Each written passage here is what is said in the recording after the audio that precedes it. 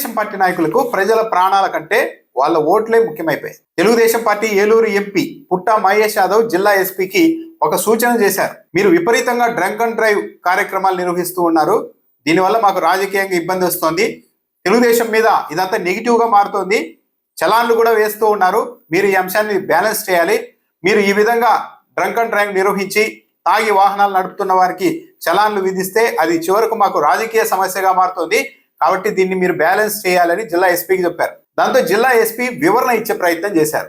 అసలు drunk and drive testing అనేది ఎందుకు నిర్వహిస్తారు వివరించే ప్రయత్నం చేశారు. మద్యం దాగి వాహనాలు నడిపితే ప్రాణాలు పోతాయి, అమాయకుల ప్రాణాలు కూడా పోవచ్చు, అందుకే మేము డ్రంక్ అండ్ డ్రైవ్ నిర్వహిస్తూ ఉంటాము అని జిల్లా ఎస్పీ వివరించే ప్రయత్నం చేశారు ఎంపీకి.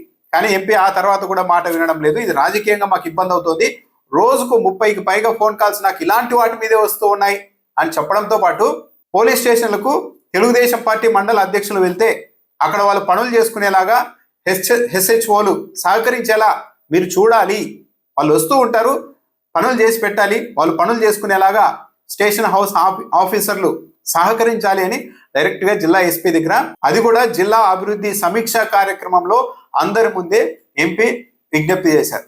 తొలుత ఎక్స్ప్లెయిన్ చేయడానికి ప్రయత్నించారు, ఎందుకు పోలీసులు డ్రంక్ అండ్ డ్రైవ్ నిర్వహిస్తుంటారు, చలాన్లు వేస్తుంటారు అనేది ఎస్పీ వివరించే ప్రయత్నం చేసి చివరకు ఎంపీ వినకపోయేసరికి ఇక ఈయన మనం చెప్పిన అనుకున్నారేమో కానీ ఎస్పీ నవ్వుతూ ఉన్నారు.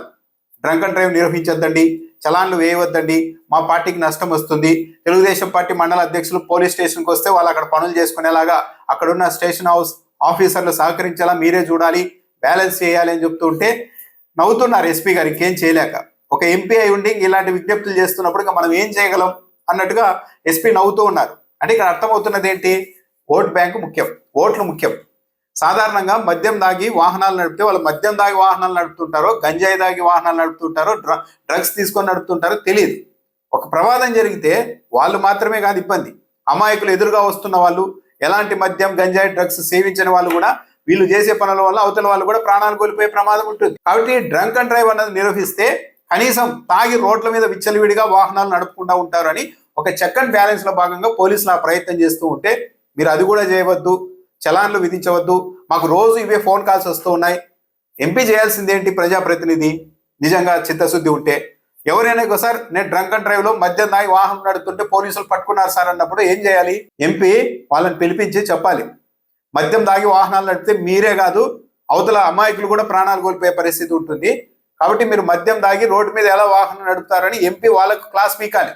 అలా కాకుండా తెలుగుదేశం పార్టీ వాళ్ళైతే వదిలేయాలి, మండల అధ్యక్షుడు పోలీస్ స్టేషన్కి వస్తే పనులు చేసి పెట్టాలి అని ఇంత బహిరంగంగా ఒక కార్యక్రమంలో ఒక ఎంపీ ఉన్నతాధికారులకు సూచనలు సలహాలు ఆదేశాలు ఇస్తూ ఉన్నారంటే ఇంతకు మించిన దురదృష్టం ఏముంటుంది ప్రజాస్వామ్యంలో. ఒక ఎంపీ తన ఓట్ల కోసం కొందరు మద్యం దాగి రోడ్ల మీద విహరించినా సరే సంచరించినా సరే వాళ్ళని ఏమి చేయొద్దండి, మాకు పార్టీకి నష్టం అవుతుంది, ప్రభుత్వానికి నెగిటివ్ అవుతుందని చెప్తున్నారు. అంటే ప్రజల ప్రాణాల కంటే మందు కొట్టి రోడ్డు మీద వాహనాలు నడిపే వ్యక్తులకు సంబంధించిన ఓట్లు వేయించుకోవడమే తెలుగుదేశం పార్టీ ప్రజాప్రతినిధులకు కీలకమా? ఎక్కడికక్కడ ఈ డ్రంక్ అండ్ డ్రైవ్ కేసెస్ పట్టుకుంటున్నారు సార్, బట్ చాలా అది నెగిటివ్ గా వస్తుంది సార్, అది కూడా కొంచెం కరెక్షన్ చేయాల్సి ఉంటుంది. మేజర్ యాక్సిడెంట్ సార్, ఆ పల్లెలో డ్రంక్ అండ్ డ్రైవ్ చేసేస్తున్నారు, అతనికి పెనాల్టీ చేస్తున్నారు, వస్తున్నాయి సార్. అది ప్రాబ్లం ఏమవుతుందంటే సార్ పొలిటికల్ గా ఇష్యూస్ అయిపోతుంది మాకు.